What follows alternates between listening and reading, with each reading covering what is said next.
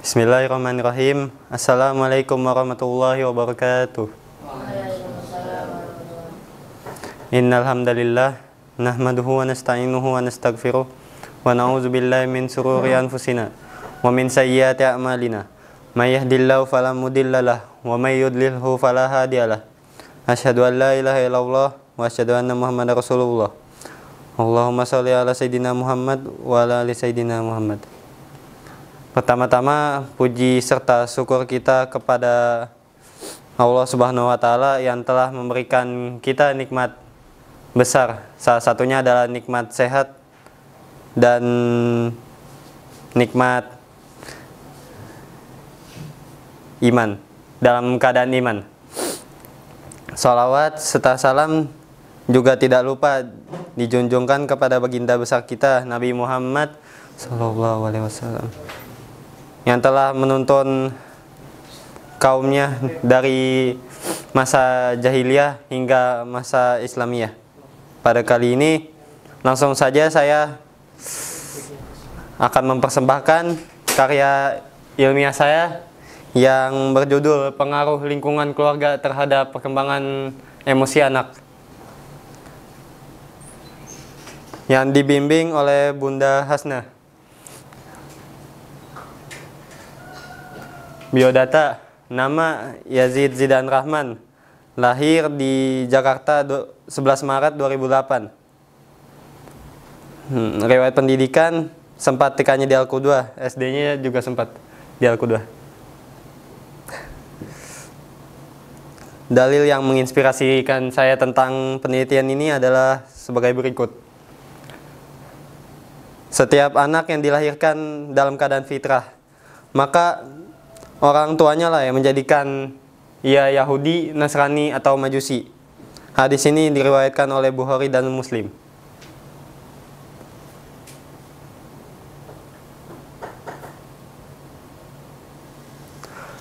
Langsung ke latar belakang. Anak selama masa hidupnya di dunia akan selalu mendapatkan pengaruh dari keluarga, terutama orang tuanya, sekolah, dan masyarakat luas. Lingkungan keluarga merupakan lingkungan pendidikan pertama kali, atau bisa disebut madrasatul ula, yang dirasakan bagi anak-anak, dan juga yang memberikan tuntunan dan contoh-contoh bagi anak. Oleh karena itu, lingkungan keluarga memiliki peranan yang sangat penting dalam upaya pengembangan kepribadian anak. Di dalam lingkungan keluarga adalah awal mula sikap pembentukan watak dan sikap anak. Langsung ke rumusan masalah.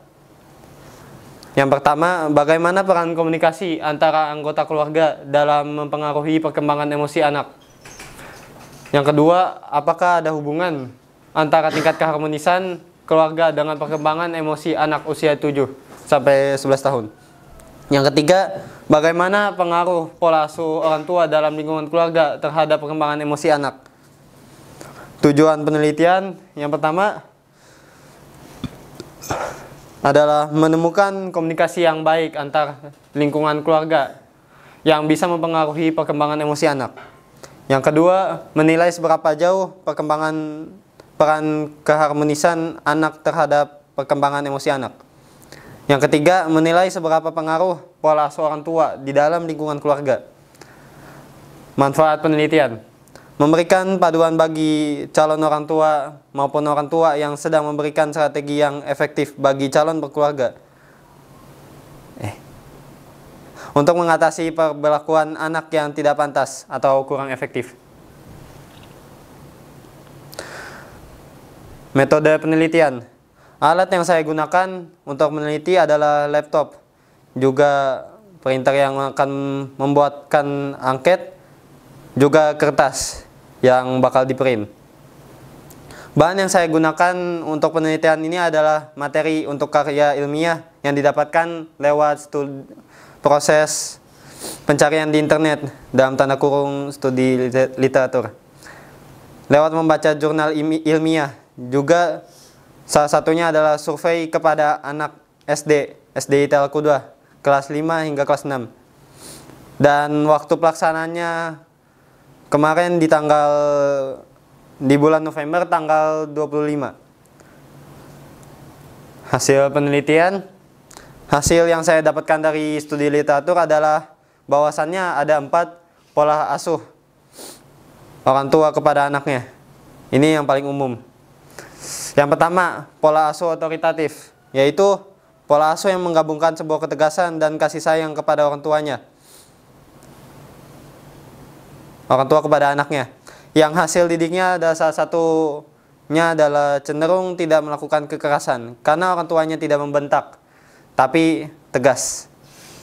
Yang kedua, pola asuh otoriter, yaitu pola asuh yang menekankan kendali penuh dan kepatuhan dari anak kepada orang tua, yang cenderung anak didiknya itu yang cenderung melakukan hal tegas dan kaku kepada anak. Dalam pola asuh ini, orang tua tidak memberikan banyak kesempatan bagi anak untuk mengekspresikan emosi dirinya atau memberikan pendapat dari anak tersebut. Yang ketiga, pola asuh permisif. Pola asuh permisif yaitu pola asuh yang memprioritaskan kenyamanan anak, dalam tanda kurung selalu dimanjakan. Yang berdampak kepada anaknya adalah salah satunya adalah ketidakmandirian, juga cenderung anak itu bakal egois. Yang keempat, pola asuh neglectful, yang berarti mengabaikan atau tidak peduli, tidak memberikan perhatian yang cukup, meskipun ada dampak baiknya ya, seperti anak jadi lebih mandiri, tapi dampak buruknya lebih banyak, seperti anak sering merasakan kesepian, tidak percaya diri, tidak dihargain karena orang tuanya cuek kepada anaknya. Lanjut hasil dari survei. Hasil yang saya dapatkan dari survei adalah sebagai berikut. Yang pertama adalah yang paling banyak pola asuh otoritatif yang dirasakan oleh anak SD dari kelas 5 hingga kelas 6. Totalnya 13 orang. Dan yang kedua adalah otoriter. Dan yang paling sedikit adalah permisif. Dan yang terakhir yang tidak ada yang milih, yang tidak ada jawabannya adalah neglectful. Lanjut, kesimpulan dan saran. Kesimpulannya adalah bahwasannya pola asuh anak itu sangat berpengaruh pada masa depan anak, juga pembentukan karakter anak pada masa yang akan mendatang. Salah satu dari dampak besar keempat pola asuh anak tersebut berikut adalah contohnya. Otoritatif, dapat mengelola emosi dengan baik, juga percaya diri. Otoriter, kurangnya rasa percaya diri karena sulit mengekspresikan dirinya, dalam tanda kurung kebalikan dari otoritatif. Yang ketiga, permisif, impulsif, juga sulit mengatur emosi, juga tanggung jawab. Jadi dia sulit mengatur tanggung jawab. Akibatnya karena selalu dimanjakan oleh orang tua. Neglectful, anak jadi merasa tidak berharga meskipun percaya diri, serta kesepian akibat kurang perhatian. Karena hakikatnya manusia tuh butuh perhatian. Setelah meneliti pola asuh anak, penulis menyarankan untuk orang tua maupun calon orang tua untuk mengambil pola asuh berikut, yaitu pola asuh otoritatif.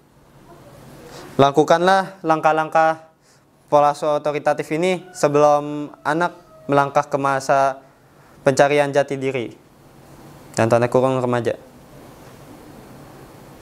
Sekian dari saya. Kurang lebihnya mohon maaf. Apabila ada yang dipertanyakan, maka dipersilahkan.